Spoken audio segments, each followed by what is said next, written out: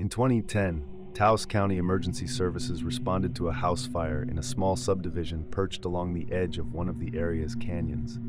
EMS found the homeowners standing on the precipice of the canyon. One homeowner was in a catatonic state, with such severe burns on his hands that bone was visible. The other homeowner was hysterical, screaming, "It's still down there! Kill it! It's gonna come after us!"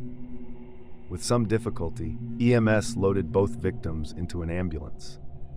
Shortly after the vehicle departed, remaining responders observed an individual climbing out of the canyon, an individual who was identical to the homeowner with burned hands.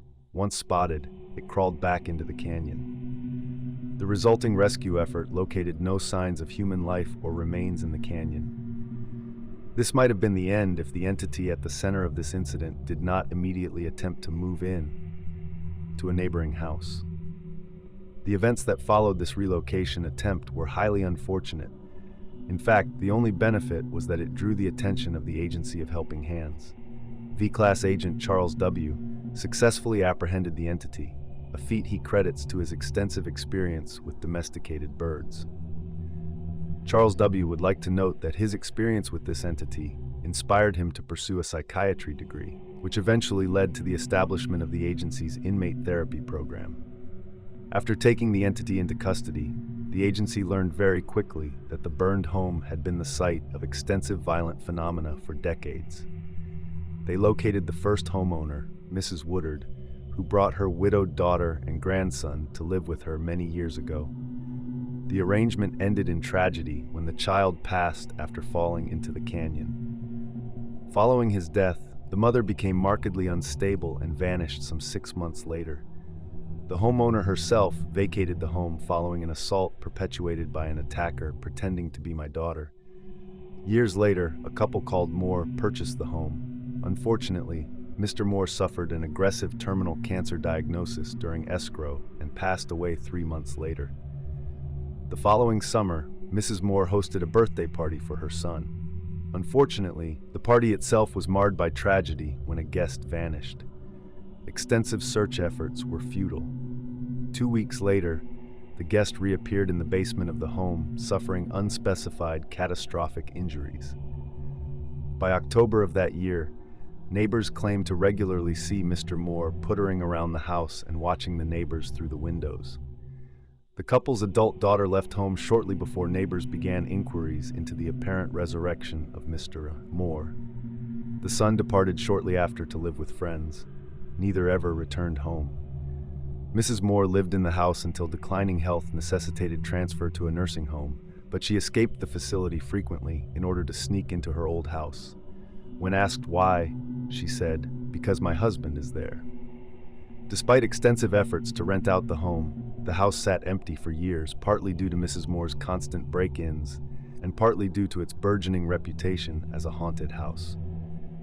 The reputation was not undeserved, as a documented string of disasters befell anyone who stayed in the house for more than a few weeks. The best documented of these incidents involves a young man named Adam, whose brother Jason, known to suffer from severe substance abuse disorder, vanished shortly before Adam moved into the home with his mother. According to multiple witnesses, Jason moved in some 2 weeks later. The situation ended abruptly when Jason attacked their mother for leaving for a work trip, causing Adam to retaliate. The injuries inflicted upon Adam necessitated a hospital stay, after which Adam and his mother vacated the house. According to available records, Jason never resurfaced. After investigating these and many other events, the agency came full circle to the young homeowners who had been grievously injured during the house fire. In 2009, the couple, Kara and Julian, took advantage of the housing crisis to purchase their dream home. At risk of falling into cliché, the dream became a nightmare. The situation brought out the worst. Their volatile relationship cratered to new lows. Each accused the other of chaotic, manipulative, coercive, and abusive behavior while denying that they themselves were engaging in such behavior. The stress combined with the treatment they inflicted upon each other resulted in the breakdown of their relationship. Kara remained in the home. Julian moved out. Rather than settle, however, the situation escalated. Within 2 weeks, Julian was accusing Kara of violently stalking him and harassing him with verbal vomit. Kara, in turn, was accusing Julian of violently stalking her while engaging in harassment that included a barrage of nonsensical verbal abuse. The situation came to a head one night when Kara, facing down an erratic Julian during yet another violent stalking incident, shot him in self-defense. Right as a second Julian walked through the front door, ostensibly to confront her for stalking him earlier that day. As Kara struggled to process this development, the body she'd just shot shuddered back to life and ran into the basement. From there, the former couple put their differences aside to address this highly unique challenge. The details of their actions, while highly interesting, are not relevant to this inmate's file.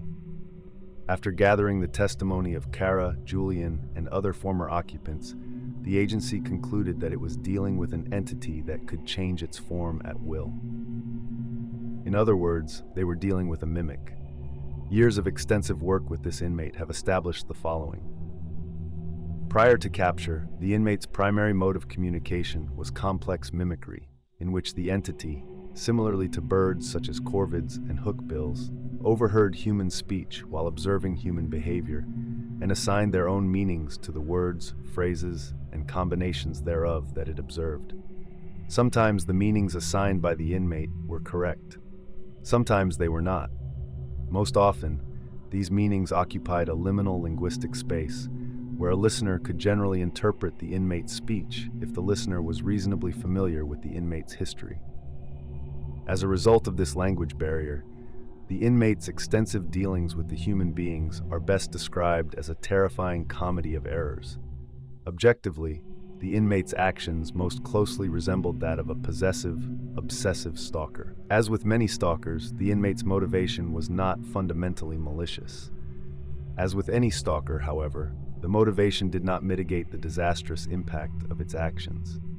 Once the language barrier was addressed, the inmate proved eager to learn how to behave. This cooperativeness, in combination with their magnificent talents and the largely unlimited application thereof, resulted in a reclassification of the inmate to the C class. While still in a highly prolonged training program, the inmate is currently assigned as a field partner to V-Class Agent Gabriella W. and is, by all accounts, thriving. The inmate's preferred name is Love.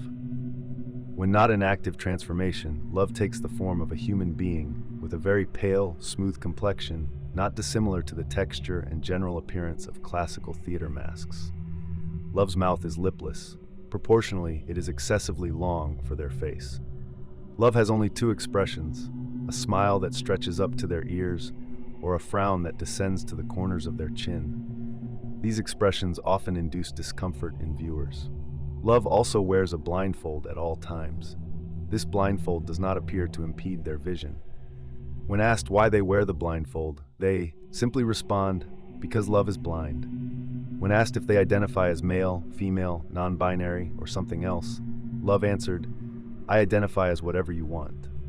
While Love has put forth extensive effort towards mastering verbal communication, they still experience language barriers, particularly when upset, excited, or emotional. Please note that introduction to new people always elicits strong emotions in Love. Sometimes these emotions are inappropriate.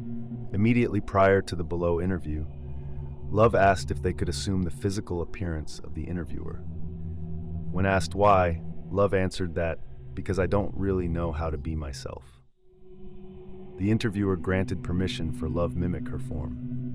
During the interview, Love was observed to use the interviewer's voice, as well as the voice of Dr. Wingard and the voices of many individuals with whom it once shared its home. The interviewer notes that she strongly feels Love does not possess the requisite mental and emotional stability to reliably carry out T-class duties at this time. Interview subject, the Lover classification. String cooperative, destructible agnosto, protean, moderate, Danos. Interview date 11/29/24. My house has always been haunted. I have always been the ghost. I lived in my house before it was my house, back when it was just my canyon. I lived in my canyon before it was a canyon, back when it was still a river, greater and mightier than anything any living creature on the earth has ever seen. Isn't that wonderful? The river runs dry, but the canyon remains. I'm sorry. I shouldn't say those words. Those aren't my words. Those are the words of my first love. I say her words a lot. I say everyone's words a lot because people know what they mean, what they say things. They don't always know what you mean when you say things. It's easier to say what they already said. Where I come from, that's just how things are. I don't know how to tell you about where I come from. It's nice, but none of my loves have ever said anything nice about it. They only scream when I show them how nice it is. One of my loves called me a piece of cosmic corruption that lives in a rotten patch in the fabric of reality. He also called me a monster, but I'm not a monster. I don't want to hurt anyone. I just want to be what someone wants. I just want to be loved. My first love called me an abomination. I miss her. I wanted to be what she wanted. She wanted something I was not, so I made myself into what she wanted. If I could go back, I would do things differently. I would not try so hard to be what I'm not. My last love said something once. I'm going to use her words because she is good at explaining things. It's one of the things I love about her. She said, no matter what anybody tells you, relationships are performative. Debate the ethics if you want. Whine about the unfairness if you must. It doesn't change the fact that performing well, you get you what you want. You get the relationship itself. You get somebody you want. Most importantly, you get to be someone that somebody else wants. The minute I saw Julian, I knew he was exactly what I wanted. So I became what he wanted. I changed my hair, my clothes, my diet. I punched up the interests we had in common and picked up the ones we didn't. It was messed up, but I wanted him so badly that I went all in and hoped for the best, and my hopes came true. He fell for me so hard that he actually went and turned himself into what I wanted too. I guess you could say we constructed facades to impress each other's facades. It would have been funny if it wasn't so pathetic. Hell, it would be funny if it wasn't me. Being something someone else wants is always more fun than being you, right up until your facade fails. Because that's eventually what happens. You pretend to be someone you're not. You fall apart. That's where Julian and I were at, confronting the truth behind our masks and despising what we saw. Unfortunately, that didn't stop us from buying a house together. That's what my last love said. See? She understands. That's why I thought she would love me forever, because she knows what it's like to be me. The house she was talking about, the house she bought, it was my house. The house I lived in before it was a house, back when it was just my canyon. I lived in my canyon before it was a canyon, back when it was still a river greater and mightier than anything any living creature on the earth has ever seen. Isn't that wonderful? The river runs dry, but the canyon remains. I was so happy when they moved in. I was excited to have two new loves instead of just one. But I didn't get two loves. Can I tell you a secret? A mean secret? I don't think my new loves loved each other at all. They said they loved each other, but they never did anything that was loving. I already have trouble figuring out what to do and what to be. Watching them break all the rules of loving made me wonder if I'd been loving wrong all this time. It made me wonder if that was why my fifth love called me a monster. My new loves acted like monsters to each other. Even when one of them decided not to be monstrous, the not monstrousness just made the other more monstrous. It was so bad that I thought it would be best if my new loves just left each other. Not because I wanted them to leave each other, because I wanted them to be happy. They were very not happy together. One night they were so unloving they scared their visitors. They scared themselves. They scared me. You can't be happy when you're scared. Trust me, I know. That's why I helped them leave each other. I can become whoever I want. It's very easy, but also very easy to do it wrong. To do it right, I have to know all the specifics of who I turn into. That's gotten me in a lot of trouble before, making myself look like someone without knowing all the details. Of course, I knew all the details of my new loves, so it was very easy to become them. That's how I helped them leave each other, by becoming them and behaving very badly. My loves didn't even know it was me. That worried me because some of my bad behavior was very crazy. It was so crazy that I think if my loves had just talked to each other even once, they would have figured out it was me. Then they would have left me, probably after screaming like all my old loves. I hate it when my loves leave me. I hate it. But they didn't talk to each other, they just believed me. They just believed me, even with all the kid. It was sad, but it made me glad too, because it proved I was right to help them leave each other. I just wanted them to be happy. That's the big reason why I made them leave each other, to make them happy. But there's a little reason too, and it's very selfish. That's what the doctor said. This was very selfish and maladjusted, but it's important to admit it because being able to admit it is the first step toward improvement. The thing I am now able to admit is that I wanted my loves to leave each other. I wanted one to go because then I would have one all to myself, my own one true love. That's the little reason I decided to make them leave each other. I was so happy the day they left each other. Here's what my last love said. Julian and I were having a fight. Not a new fight or a special fight or even a particularly bad fight. It was just the fight. If you've ever been in a long relationship, you know the fight I mean. The fight that never ends, the fight no one ever wins, the fight that wears a million masks to hide its true face, which is nothing more or less than unhappiness. And to say we were unhappy is an understatement. We were unhappy with each other.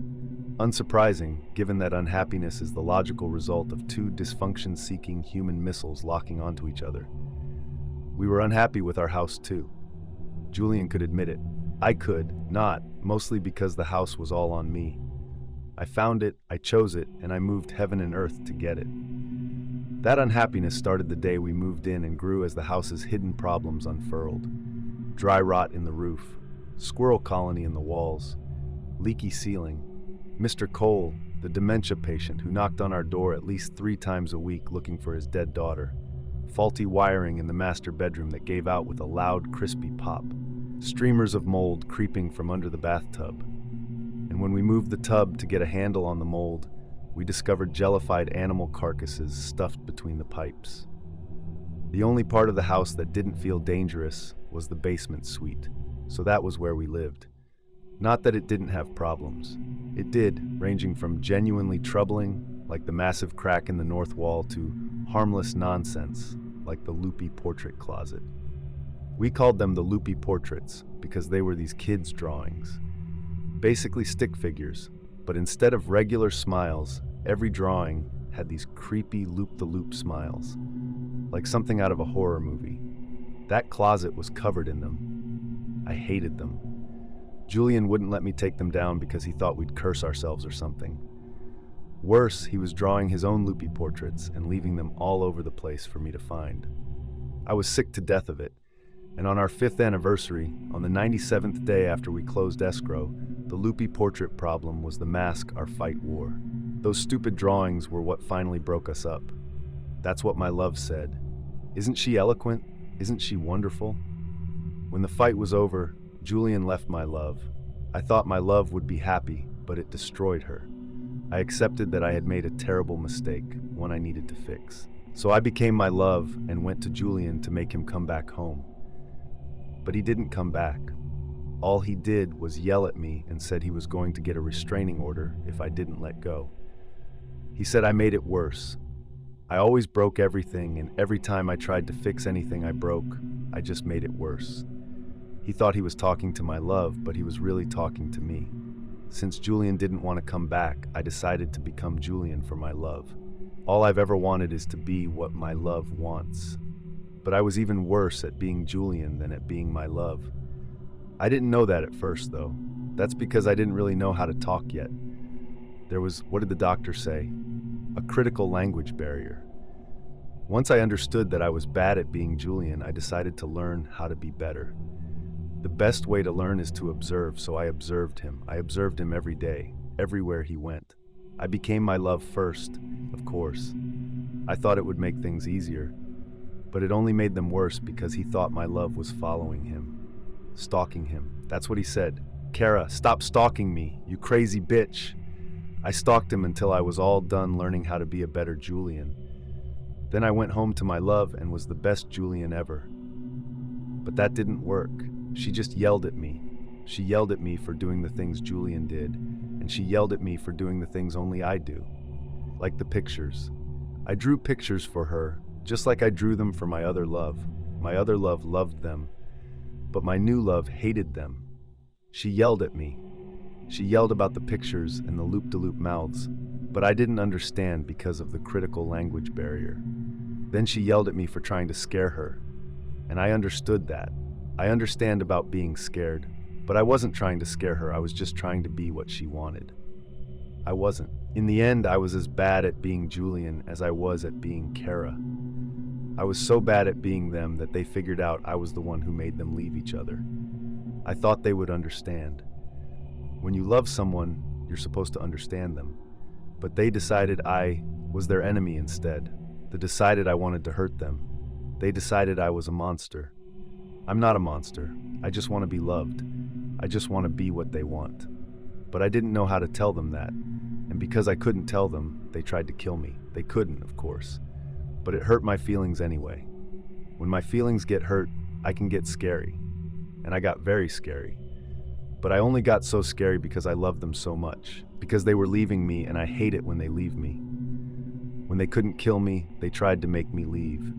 They didn't understand that I loved them too much to ever leave them. I wanted them forever. I wanted them to live in my house, the house that I lived in before it was my house, back when it was just my canyon.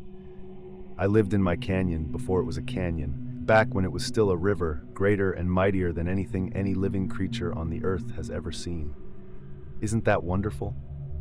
The river runs dry, but the canyon remains. No matter what they tried, they couldn't get rid of me. That's when they found my old loves. Isn't that cruel? Of course, people are cruel when you can't be what they want, and I couldn't be what they wanted. They talked to all my old loves. I know that because the doctor showed me what my old loves said about me. All of my old loves who lived with me in the house, my house that I lived in before it was my house, back when it was just my canyon. I lived in my canyon before it was a canyon, back when it was still a river, greater and mightier than anything any living creature on the earth has ever seen. Isn't that wonderful? The river runs dry, but the canyon remains. My old loves were so mean about me. That was the worst part. Here are the mean things one of my old loves said. We knew my brother was dead. Drugs. He ruined his life and he knew it. He sent a suicide note to my mom, and we never heard from him again. Never found his body. Never even knew where to look. But a couple weeks after my mom and I rented that house, he came back. Only it wasn't him. It looked like him and sounded like him, but it didn't move like him or act like him. It wasn't him. It talked, but not well. It was like a parrot. I mean, parrots talk. They communicate, but they don't understand the meanings of words like we do. They pick up the context of words and phrases, but they make their own associations, assign their own meanings. Usually those meanings are pretty close. Sometimes they're completely wrong. Often they're dead on. But that still doesn't mean parrots understand the objective meanings of words. It just means they understand how we respond to words. They make their associations and assign their own meaning based on our behavior. And that's what I thought of whenever the thing pretending to be my brother opened its mouth. But my poor mom didn't care. She just accepted the thing. It was horrifying, but I got used to it. Just like I got used to my brother being dead in the first place. That lasted until my mom tried to leave for a work trip. The second she said she was leaving, the thing pretending to be my brother flew into a violent rage. When I tried to stop it, it beat me up so badly I nearly died. Then it ran away. Mom decided to break the lease after that. On our last night in the house, it came back. I heard it calling my name. I went. I don't know why. Maybe I was hoping I could convince it to tell the truth, to take off its mask and show me what it really was. Maybe I was hoping that it really was my brother after all, and he'd come back to apologize. I don't know. All I know is I followed it downstairs. It tried to get me into that weird closet, the one with all the creepy stick figures. Come see, it kept saying. Adam, come see. I asked what it wanted me to see. The canyon. Then it reached into that closet and pulled out my cat. Sorry, you don't know this. But I had a cat, Snowy. She got hit by a car last year. I mean, the year before this happened. I missed her even more than I missed my brother. And seeing the two of them, even though I knew it was a mask, even though I felt the sheer magnitude of the lie in my core, was enough to make me believe. Until Snowy meowed. A big fake cartoon meow. The thing is, Snowy never meowed. She was born feral. Cats don't really meow unless they live with people when they're kittens, which she didn't. So even though I wanted to believe, that meow made it so I couldn't. After that meow, I ran upstairs and I never saw that thing again. Can you believe he called me a thing? I know I was mean. I know I lost my temper and hurt him so badly when I thought they were leaving me. It was wrong, but being wrong doesn't make me a thing. My third love wasn't any kinder. He is the only love I ever took to see where I came from. Here's what he said. I was at the party. My skin fell off at the party. It tried to grow back, but it can't. See, it can't grow back, right? It can only grow. I was at the party. I never left the party. They said I left, but I never did. We were playing a couch co-op. There were 9 kids, but only 4 controllers. And I wasn't good at playing, so I was stuck watching while everybody else played. I got bored and went down to the basement. I liked the basement. It's where the sister lived. Samantha, she was beautiful, but she wasn't home, so I picked a book off her shelf and sat by that creepy little closet with all the drawings that keep coming back. They will always come back. The closet opened, and I saw Samantha, but her hands were infected. She made me go into the closet. Inside the closet is the canyon. I saw the canyon forever. I saw the river die, but it didn't die enough because it left an infection. You know what infections do? They eat through all the layers till they reach bone, and then they eat the bone too. That's why my skin looks like this. I got the infection in the canyon. I got an infection that knows how to eat. It's inside you, the canyon. It was inside you forever. Not me, but you. You will always be there. I tried to show him where I came from, that's all. I didn't want him to get an infection. I just wanted to be what he wanted, like I was with my first love. This is what my first love said. I took my grandson to the canyon every morning. It was so beautiful back then, before all the developers came. You can't even imagine. The valley was pristine, untouched. Wilderness as far as the eye could see, with the canyon snaking through like a path cut by God himself. Richie loved it. One morning he asked me, where did the canyon come from? I told him how canyons came to be.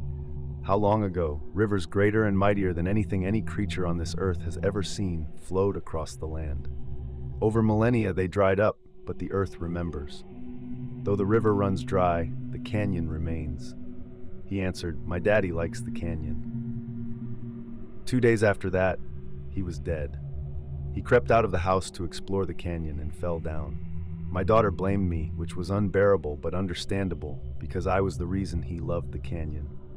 Then she started talking to Richie as if he was still there, which was neither bearable nor understandable. And then I started seeing him too, which was worst of all. I knew it wasn't him. I watched them pull his little body out of the canyon. I knew this thing, this corruption, was wearing him like a costume, masking itself with his face, being what we wanted it to be. But I didn't want to know. It wasn't good at talking. It parroted things, words and phrases, but nothing truly coherent. It had bizarre behavior too. Bizarre, but affectionate. That affection only lasted until someone made it angry, and then it was horrendous. One terrible day, that creature dragged my daughter into the small closet. When I tried to stop them, the monster slammed the door on me with such force it broke my fingers. I barely felt it. I threw that door back open and found myself facing a blank wall. I did everything I could to destroy the wall, but I'd blink and find it whole again. Nothing I did worked. Nothing ever worked. Then my daughter came back. I was overjoyed until she opened her mouth and said, the river runs dry, but the canyon remains. Come see. It wanted me to follow it into the closet. I wanted to because I had nothing to live for without them. But I knew I wouldn't come out of there alive. Going through the door was suicide, and I was afraid if I committed suicide, I wouldn't go to heaven. If I don't go to heaven, I will never see my daughter or grandson again. That is not tolerable. But the longing to be with them, to open the door and see my daughter's face, was a temptation, a great temptation. So I left. That abomination tried to stop me. It was enraged. It followed me for years, wearing my daughter's face. My priest said it was a demon, but he was wrong. You can exorcise a demon. You can't exorcise grief or longing or madness or loneliness, and it is lonely. Terribly, terribly lonely. But I think it's even madder. That hurt me so much to know she said that. All I did was be what she wanted. That's all I ever do, find my loves and be what they want. my second to last love, said the meanest things of all. She said I was a grad student when my parents bought the house. They shouldn't have bought it. It was expensive, and my dad was dying. If they'd tried to buy that house today, they'd get laughed out of the bank. But it was different then. I lived at home to save money and take care of Dad, so I was there for the final walkthrough. I was so disappointed. The house was so cramped. There wasn't even any space for me. I made some smart-ass remark about how my dearest wish was for a walkout basement or something lame like that. Well, here's the thing. On the day we moved in, the house had a basement suite. I should have been concerned, but I had no concern to spare. My dad was dying. Disaster was looming, not even on the horizon. It was pulling into our driveway. It was breaking down our door. My parents convinced themselves some good Samaritan had set it up for us. I knew better, but at the same time, it was exactly what I'd wished for. And honestly, I was just glad something had gone right for once. It started going wrong when my dad died. It got even wronger when my brother had the party and that kid ran away. It was a big deal when he went missing, but I was so burnt out I didn't care at all. I was the one who found him. I went into my bathroom one night, and when I walked back out, he was laying on my bedroom floor. His skin was falling apart. That was bad. He was talking, which was worse, chanting about grasshoppers and gangrene and canyons. No one ever figured out what happened to him. For all I know, he's dead. I told you my dad died a few months before. Well, a little while after that party, he came back, crawled out of that closet right before my eyes and said, "The river runs dry, but the canyon remains. Come see." My mom thought it was a miracle. My brother ran away, and I moved out. I stayed out until 3 years ago. That's when I lost my husband and my son in the wreck. It was my fault. We were fighting. He drove off with Noah to let me cool down. On his way back, he hit an ice slick, and I was alone. They were dead because of me. Dad gone, Mom dying in a nursing home, brother good as lost. None of them were with me anymore. But the house was still there. And I'd been there when my dad came back. I knew its secret. Knew that if I suspended disbelief, I could be a little less sad, a little less alone. So I went. No one was there. Not my husband or son, not even my dad. Just me, alone. I cried for hours. But toward the end, something changed. I sensed it, like a warm draft through a broken door. I wasn't alone anymore. Something was in the house with me now, but it didn't come out, so I left. To give it time, I guess. When I came back a few days later, I saw this dark shape watching me from that closet. That's when I learned that pain wakes it up, or maybe cuts a channel, or bridge, or a ladder, something it uses to climb out of its canyon. But even though it was there watching me, it was silent, cautious, almost hostile. And I realized something. It didn't know who I was. Why would it? I hadn't lived in the house in 15 years. It didn't recognize me. Even if it did, it wouldn't be able to help because it never seen my husband or my son. I came back again fully prepared. I brought photos, belongings, a laptop loaded with home videos, toys, even a stack of my son's drawings. I left everything in the basement for it to look at, to study. I knew it was watching, so I pointed and said, "This is what I want you to remember." And it worked.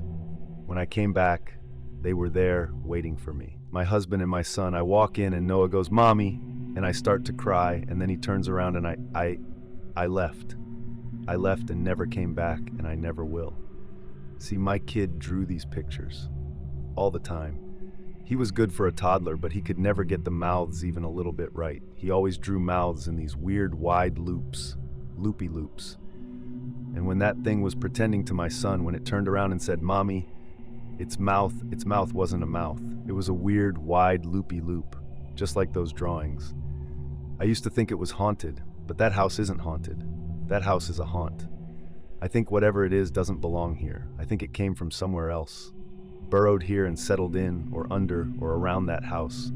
Wearing it like a mask. Wearing the people inside the house like masks. Pretending to be what it thinks we want so we won't leave. Maybe it wasn't always a monster. Maybe something made it that way. Or maybe not. I don't care. I don't care at all. Don't ever contact me again. That's what I was talking about when I said I can make myself look like anybody, but it's easy to get the details wrong. I got details really wrong that time. That's what happens when you can't communicate. You make mistakes, and those mistakes cost me my love. Hearing those things made me so angry. It made me hate myself. I already don't like myself. I already don't even know who I am. Do you know how terrible it is to hate something you don't even know? I know it was important to hear all those things. It's important to see yourself through others' eyes, even if you don't like what you see. Even if what you see hurts you. It hurts so much. I just want to be what someone wants. I can be what you want. You can show me what you want and I'll become that. Or if you don't know who you want, that's okay too. I can stay with you and watch you and figure out what you want and be them for you. Or I can figure out who wants you and be you for them so you don't have to. Please, it's all I want. I never get what I want. That's why I got so mad. Why I hurt my love so badly. Why the river runs dry and no canyon remains.